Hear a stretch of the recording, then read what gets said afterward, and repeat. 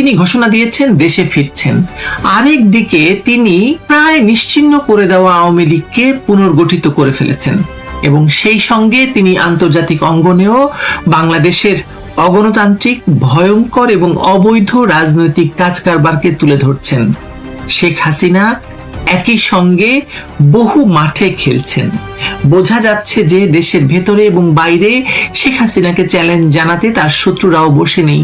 কেউ বিদেশে পাড়ি দিচ্ছে, কেউ দেশের ভেতরেই নিজেরা যাচাই করছেন যে শেখ হাসিনা আদৌ ফিরতে পারবেন কি পারবেন না। মজার ব্যাপার হলো লক্ষ লক্ষ মানুষ তাকে উত্তর দিয়ে দিচ্ছে মুখের উপর।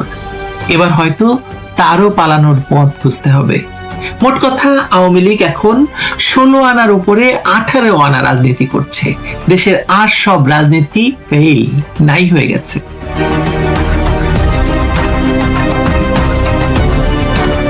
ভারতীয় গণমাধ্যম দ্য ওয়ালকে দেওয়া দীর্ঘ সাক্ষাৎকারে শেখ হাসিনা কার্যত একটি রাজনৈতিক যুদ্ধ ঘোষণা দিয়েছেন। তিনি বলেছেন, ফিরবেন, লড়বেন, মরতে হলে মরবেন।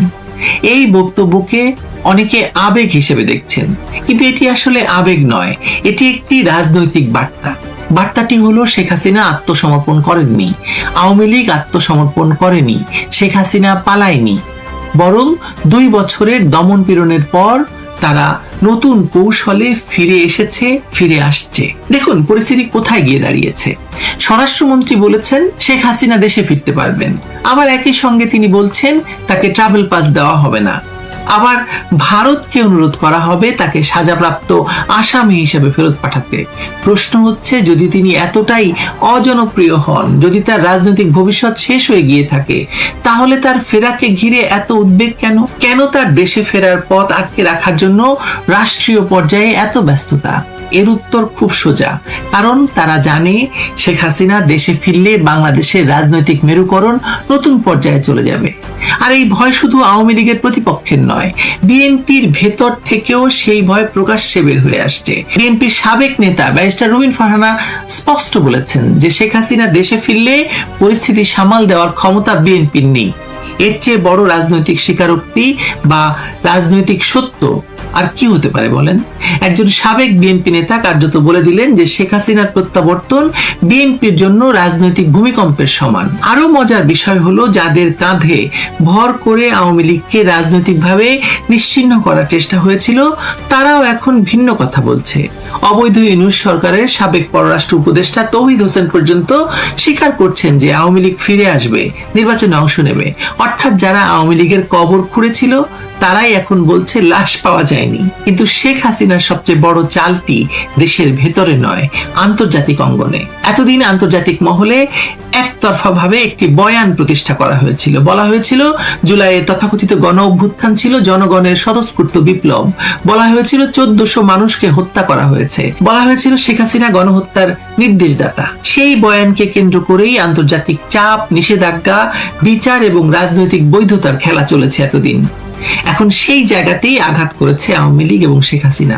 শেখ হাসিনার ব্রিটিশ আইনজীবী স্টিভেন পাউলস জাতিসংঘের মানবাধিকার দপ্তরের প্রতিবেদনের বিরুদ্ধে সরাসরি চ্যালেঞ্জ ছুড়ে দিয়েছেন। তিনি প্রশ্ন তুলেছেন নিহতের সংখ্যা নিয়ে, তদন্তের পদ্ধতি নিয়ে, তথ্য যাচাইয়ের মান নিয়ে, এমনকি পুরো অনুসন্ধান প্রক্রিয়ার নিরপেক্ষতা নিয়েও। অর্থাৎ আওয়ামী লীগ আর আত্মপক্ষ সমর্থনের অবস্থানে নেই, তারা এখন অভিযোগকারীকেই কাঠগড়ায় দাঁড় করাচ্ছে। এই বিষয়টি খুব গুরুত্বপূর্ণ, কারণ 24-এর তথাকথিত গণ অভ্যুত্থানের আন্তর্জাতিক বৈধতা প্রতিষ্ঠায় জাতিসংঘের ভূমিকা নিয়ে প্রশ্ন নতুন নয়।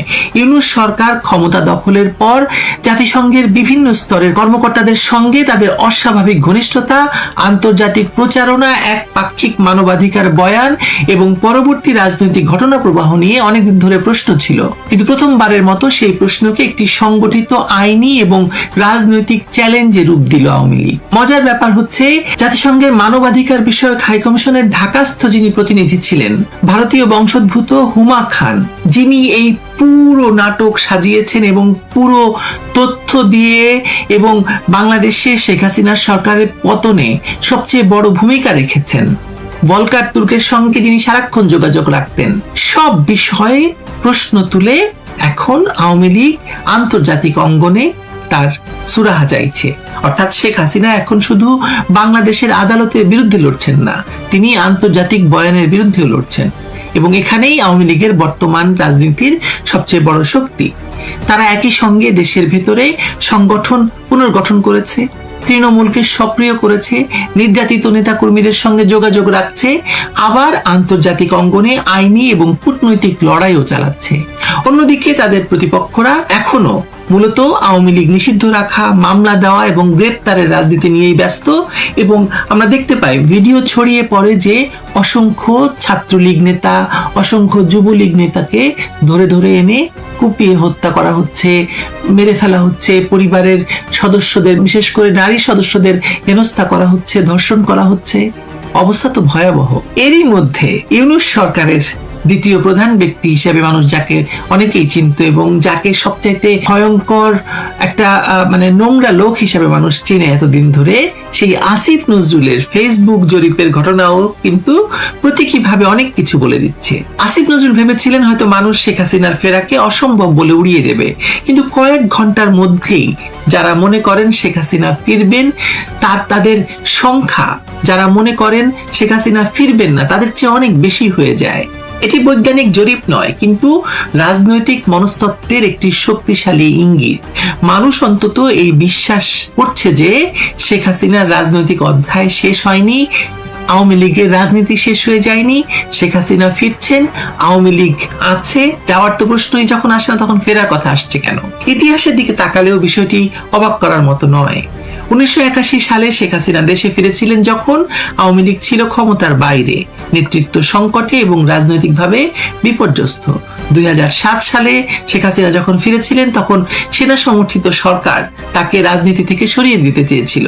শেখ হাসিনা যখন লন্ডনের এয়ারপোর্টে বাংলাদেশে যাওয়ার জন্য প্লেনে উঠবেন তখন তার কাছে একটি ফোন এসেছিল। আমি তখন শেখ হাসিনার পাশে দাঁড়ানো ছিলাম এবং সেই ফোনটি এসেছিল ব্যারিস্টার মইনুল হোসেনের কাছ থেকে, যিনি আইন উপদেষ্টা হিসেবে কাজ করছিলেন 1/11 সরকারের।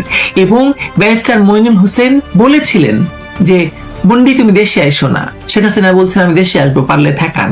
এই যে দুই ক্ষেত্রেই শেখ হাসিনার প্রত্যাবর্তন শেষ পর্যন্ত তার প্রতিপক্ষদের হিসাব নিকাশ সব ওলট পালট করে দিয়েছিল। এবারের প্রত্যাবর্তন আরো বড়, আরো বিশাল, আরো ব্যাপক। কারণ এবার তিনি শুধু আওয়ামী লীগের সভাপতি হিসেবে ফিরবেন না, তিনি এমন একজন রাজনৈতিক চরিত্র হিসেবে ফিরবেন যাকে 2 বছর ধরে রাষ্ট্রীয়, বিচারিক, আন্তর্জাতিক এবং মিডিয়া পর্যায়ে একযোগে আক্রমণ করা হয়েছে, কোণঠাসা করা হয়েছে। অথচ তিনি রাজনৈতিকভাবে টিকে আছেন, সংগঠনকে টিকিয়ে রেখেছেন, এমনকি পাল্টা আক্রমণ শুরু করেছেন। বাংলাদেশের বর্তমান রাজনৈতিক বাস্তবতায় সবচেয়ে বড় বিরোধ হলো যে দলকে নিষিদ্ধ করা হয়েছে সেই দলই জাতীয় রাজনীতির কেন্দ্রবিন্দুতে আছে শুরু থেকেই। যে নেত্রীকে মৃত্যুদণ্ড দেওয়া হয়েছে তাকে নিয়েই সবচেয়ে বেশি আলোচনা। যাকে নির্বাসনে পাঠানো হয়েছে তিনি এখন দেশের ভবিষ্যৎ রাজনৈতিক সমীকরণের সবচেয়ে বড় ফ্যাক্টর। যাকে বাংলাদেশের মানুষের স্মৃতি থেকে মুছে ফেলতে চেয়েছিল সবাই, এখন সবাই আবার বলছে আগেই ভালো ছিলাম, আমরা তাকেই ফেরত চাই। আর এটাই বিএনপি, জামায়াত, এনসিপি এবং অবৈধ ইউনূস সরকারের উত্তরাধিকারী বহনকারী শক্তিগুলোর সবচেয়ে বড় দুঃস্বপ্ন। বাংলাদেশের রাজনীতিতে এখন সবচেয়ে বড় প্রশ্ন শেখ হাসিনা ফিরবেন কি ফিরবেন না সেটা নয়, কারণ সেই প্রশ্নের উত্তর সময় দেবে। আসল প্রশ্ন হলো শেখ হাসিনা ফিরলে কারা টিকবে। কারণ ইতিহাস বলে